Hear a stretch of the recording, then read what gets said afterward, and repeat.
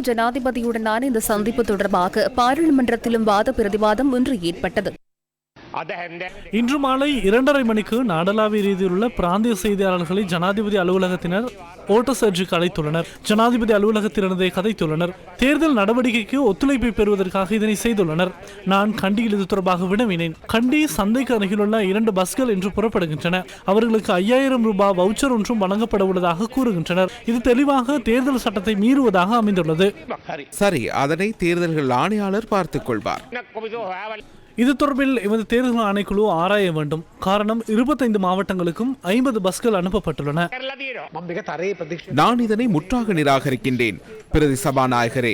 காரணம், கொழும்பு மாவட்டத்தில் உள்ள பிராந்திய செய்தியாளர்களை அழைப்பதற்கான ஆவணம் அந்தந்த ஊடகங்களில் உள்ள எமது நெருக்கமானவர்களுக்கு எனது அலுவலகம் ஊடாகவே கதைத்து அனுப்பப்பட்டது. 5000 ரூபாய் வழங்கப்பட்டதாக கிரியல்ல கூறுகின்றார். மிகவும் பொறுப்பாக கூறுகின்றேன், கொழும்பு மாவட்டத்தில் உள்ள எந்த ஒரு ஊடகவியலாளருக்கும் 5% வழங்கப்படவில்லை.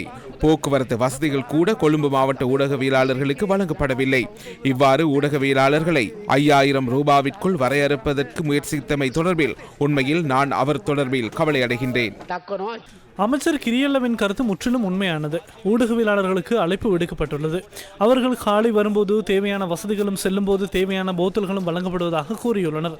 நீங்கள் அதனை சுத்தப்படுத்தும் நோக்கில் கதைக்க வேண்டாம். பாராளுமன்ற உறுப்பினரே, நீங்கள் என்ன கூறுகின்றீர்கள்? தேர்தல் ஒன்று அறிவிக்கப்பட்டுள்ளது. நாம் அனைவரும் அரசியல் செய்கின்றோம். நீங்கள் என்ன கதைக்கின்றீர்கள்? அரசு கட்டமைப்பு பயன்படுத்தப்படுவதாக பொய் கூற வேண்டாம். நாம் அரசியல் செய்கின்றோம். நீங்கள் யாரேனும் ஒரு தரப்பினரை அழைத்து கூட்டம் நடத்தினால் நாம் குழப்பமடைய மாட்டோம். இது உங்களின் அரசியல் தேவைப்பாடாகும். மாலை எமக்கு தேவை என்றால் எமது தேவைக்கு அமைய நாம் உபசரிப்போம். நாம் பொதுவாக ஊடக நண்பர்களுடன் வேண்டிய அளவு மாலை வேளையில் சந்தித்து சாப்பிட்டு குடிப்போம் அல்லவா? அதில் வியப்பதற்கு ஒன்றுமில்லை அல்லவா? இதனை தெளிவுபடுத்திக் கொள்ளுங்கள். தயவு செய்து இதனை சபையிலிருந்து மீளப் பெறுங்கள். இல்லாவிட்டால் அரசாங்கம் என்ற ரீதியில் எம்மால் அரசியல் செய்ய முடியாமற் போகும். அதோ அவர் பதிலளிக்கவோ இதனையோ சொல்லவோ வருகிறார். நான் இன்று காலை இந்த கேள்வியை எழுப்பிய போது இவர் பதிலளிக்கவில்லை. நான் செல்லும் வரை இருந்துவிட்டு இவர் தனியாக கதைக்கின்றார். இதனூடாக இவரது கோழைத்தனம் புரிகின்றது. நீங்கள் இதனை புரிந்து கொள்ளுங்கள். தவறான கருத்துக்களை கூற வேண்டாம். காரணம், நான் மிகவும் பொறுப்புடன் கூறுகின்றேன். கொழும்பு மாவட்ட பிராந்திய ஊடகவியலாளர்கள் அல்லது ஊடக நண்பர்களுக்கான அழைப்புகள் எனது அலுவலகத்திலிருந்தே மேற்கொள்ளப்பட்டது. தேவை என்றால் தொலைபேசி தரவுகளூடாக அதனை என்னால் நிரூபிக்க முடியும். உங்களுக்கு தெரியாதவற்றை கூற வேண்டாம். அடுத்தது, நான் 5% வழங்குவதாக வாக்குறுதி அளிக்கவில்லை. ஆகவே இவ்வாறு அரசியல் செய்ய வேண்டாம். பங்களாதேஷில் என்ன நடந்தது? பங்களாதேஷின் அரசாங்கம் எதிர்க்கட்சியை ஒடுக்கியது. எதிர்க்கட்சிக்கான சந்தர்ப்பத்தை முற்றாக நீக்கியது. எப்போதும் ஆட்சியில் இருக்க முடியும். பலவந்த செயற்பாடுகளில் ஈடுபட முடியும். எப்போதும் அரச மிலேச்சத்தனம், அரச வன்முறை, அரச பயங்கரவாதம் ஆகியவற்றின் ஊடாக அதிசொகுசு வாழ்க்கையை வாழ முடியும் என்ற கற்பனை மாளிகையே பங்களாதேஷில் தகர்த்து அளிக்கப்பட்டது. இதனை அரசாங்கம் மறக்கக்கூடாது. பிரபஞ்சம், மூச்சு போன்ற திட்டங்களை நிறுத்தி கல்வி, சுகாதார நிகழ்ச்சிகளை தடுத்து தம்மிடையே அரசாங்கத்திடமிருந்து கிடைப்பவற்றை பகிர்ந்து கொண்டு இருக்கும் போது பகிரங்க சந்தர்ப்பம் எவ்வாறு கிடைக்கும்?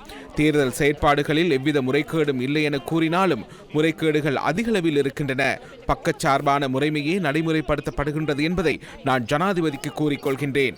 அது தவறானது. அபிவிருத்தி திட்டங்களை மக்களிடம் கையளிப்பதற்கான உரிமையை போன்று எமக்கும் பிரபஞ்சம், மூச்சு திட்டங்களை நடைமுறைப்படுத்துவதற்கான உரிமை உள்ளது என்பதை ஜனாதிபதிக்கு கூறுகின்றேன். தேர்தல் சட்டத்தை மீறுவதில்லை என விற்று பேச்சு பேசுகின்றனர். ஆனால் 24 மணித்தியாலமும் அதனையே செய்கின்றனர்.